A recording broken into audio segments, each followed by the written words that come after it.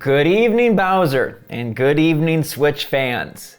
What the heck is this water doing here? That's how out of sorts and chaotic it's been lately for me.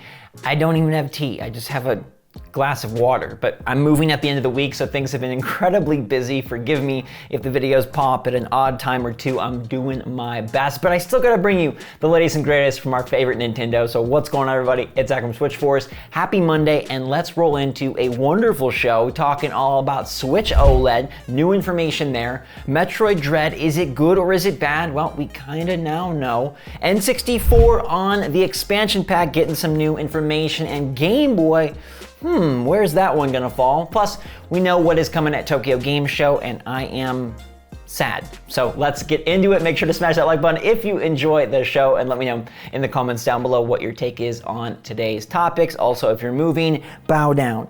It is tough. It is laborious. It takes forever, and then it takes even longer, and you don't get out of there when you're trying to, and there's more stuff than you thought, and there's a lot of bugs.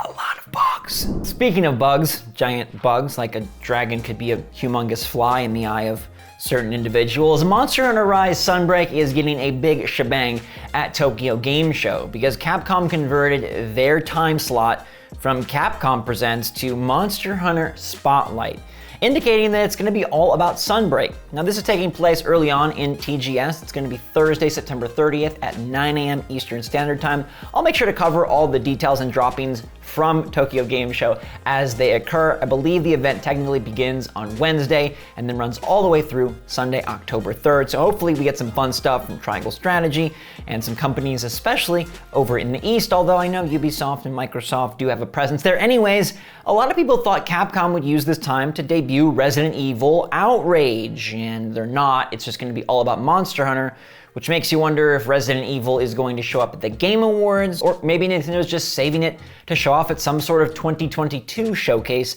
I actually am tempering my expectations way down for TGS. I don't think we'll get a whole lot on the Switch front, but hey, I'll keep you posted if there is anything juicy. And you Monster Hunter Rise fans, you do have a big presentation to look forward to that's going to focus solely on your game. From game to Game Boy, let's talk about the missing link.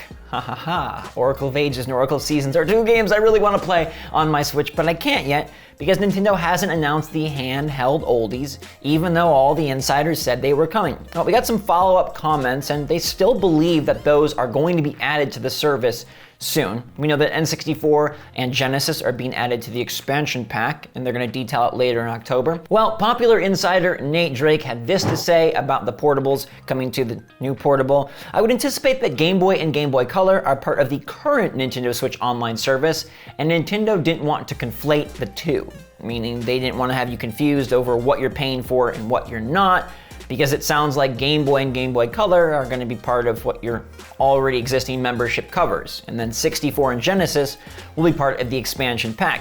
And this has two interesting trains of thought, which is one, is it worth it just to have N64 and Genesis if they're going to be putting all the other stuff on the base service? And two, could they continue to offer new expansion packs? What if Nintendo decides that instead of going the Game Pass model, which is easy peasy simple, one flat fee, they decide they're going to give you different tiers, and you can expansion pack on whatever consoles you like most. So they have an N64 and a Genesis expansion pack, and they eventually have a GBA and GameCube expansion pack, or maybe GameCube's worth its own expansion pack. I don't know how far they could go with this, but it does make me think that maybe they have interesting plans as they move forward in this Switch life cycle that's supposed to last like a decade. Maybe expansion pack isn't just a one-time thing. That could be really interesting, couldn't it?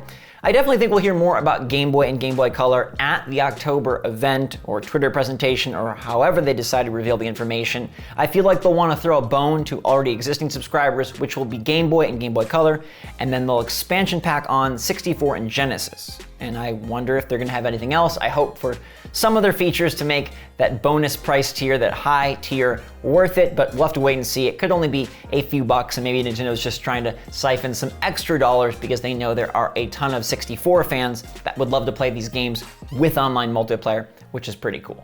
And with the N64, we've now seen a bunch of shots of the special Switch controller, more than just the expected face buttons. There's actually more buttons on the tippy top. Now, nothing too fancy, but it is fleshing out this controller to be a full-on Switch controller, and it's interesting that they awkwardly placed all this stuff so close near the top. I mean, the 64 controller is kind of a weird one to hold. I remember as a kid being like, this is a freaking airplane flight stick, and then I would get calluses from doing the Shy Guy minigame in Mario Party 1, but now they've got like the start, the home button up top and the share button up top, and they got ZR real tiny up top, and it's like, okay, who made this choice? I think it would have been better if they put them on the back, but that's probably more difficult to conjure up, and it's probably much easier just to have things on the top. It just looks a little weird. I don't know if I'm gonna buy this. I mean, if they can translate the controls just fine to the Switch, Joy-Con, and Pro Controller, I don't have a lot of personal desire to go back to the 64 style thing. Do you? Do you miss that controller, or are you glad that the three-pronged weirdo is a thing of the past? Let me know in the comments down below if you're a big fan of the 64 controller. The only thing I like about it is the cool see-through colors. I got that jungle green with my Donkey Kong 64 where they match and they're see-through, and I thought that whole scheme was fantastic. I wish Nintendo would do a throwback and deliver some see-through beautiful controllers for the Switcheroo, but they won't. This one's just the plain typical gray, and at $50, I feel like I'm personally still gonna sit this one out.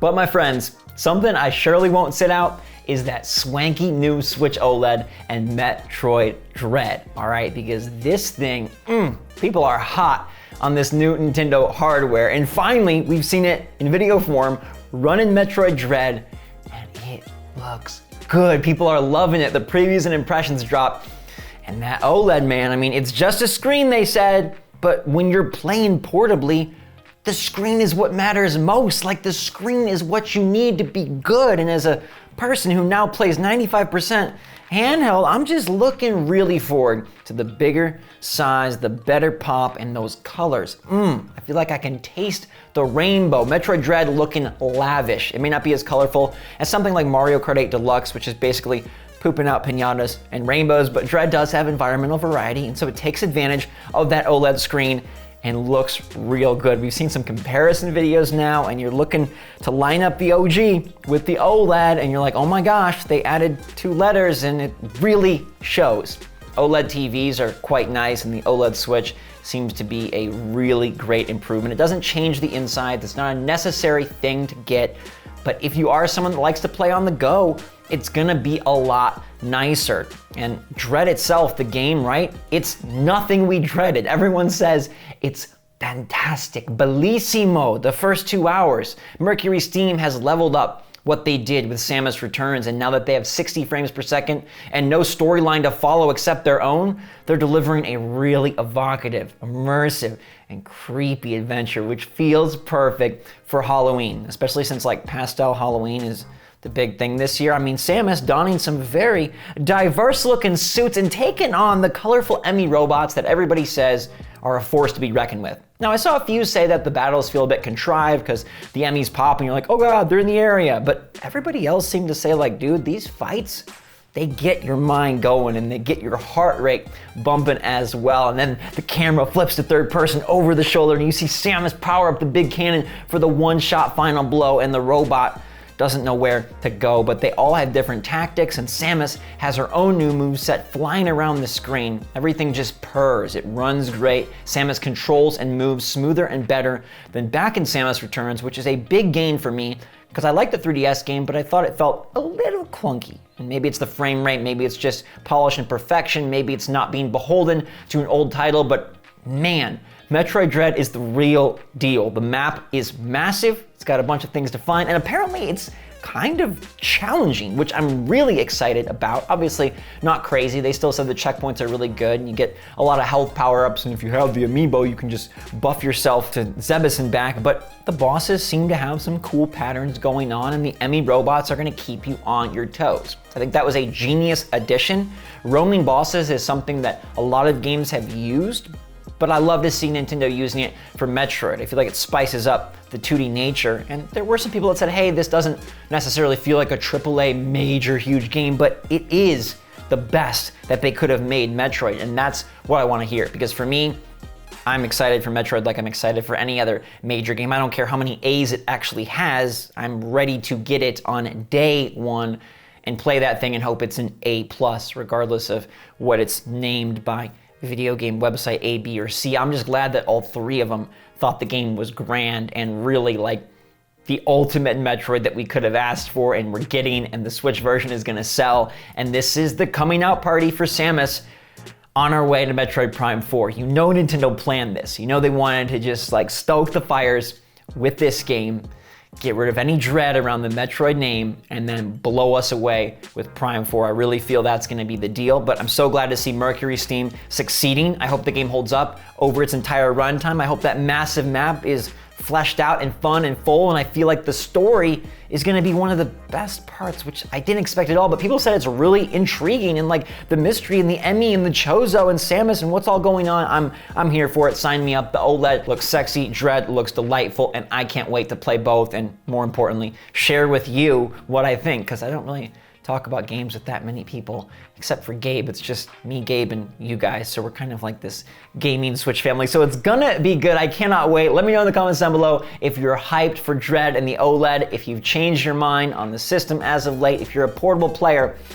I don't know, it might not be something you want to pass up if you can get your hands on a pre-order or an early launch pickup. Now, I gotta pick up the poll before I set myself down in bed for the night, because I'm insanely tired right now. I'm basically running on fumes and water, but I do have the poll every evening on the community tab. As we approach the end of summer, Nintendo Switch fans, I got an important question for you. As we approach the end of summer, would you rather be too hot or too cold? Now, this is really relevant to myself because I just had to get my car AC fixed, had to be cleaned out, recharged, ready to go for my trip out west. But it was a resounding definitive answer here. 80% of you said you'd rather be too cold, whereas 20% said too hot. And this was a tough choice for me, but I have to agree that I'd rather be too cold. And my logic is this: you can always put on more clothes, but you can't take off more clothes. Like once you get down to your skin or what's societally acceptable, you're stuck. But you can always bundle up more, blanket it up, scarf it up, hat it up, babushka it up, wrap yourself up, cocoa it up, cookie it up,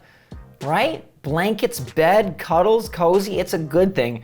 But when you're too hot, what are you supposed to do? Dump water on your head? That's not gonna work out. That's not gonna be clean or pristine. It's gonna be problematic. So I like it a little bit chilly, but actually, I like it just nice. And that's why I like you, because you're all just so darn nice. Thanks for supporting the show. Thanks for being a part of our awesome gaming family, and I'll see you back here tomorrow with more Nintendo news. Make sure to hit that like button. Let me know your take in the comments down below. Stay safe, stay healthy, stay happy, stay positive out there. I hope all your weeks are starting off well, and if they're not, tomorrow, it's gonna turn around. So until then, everybody, thanks a lot for watching. I love you so much. SwitchForce out.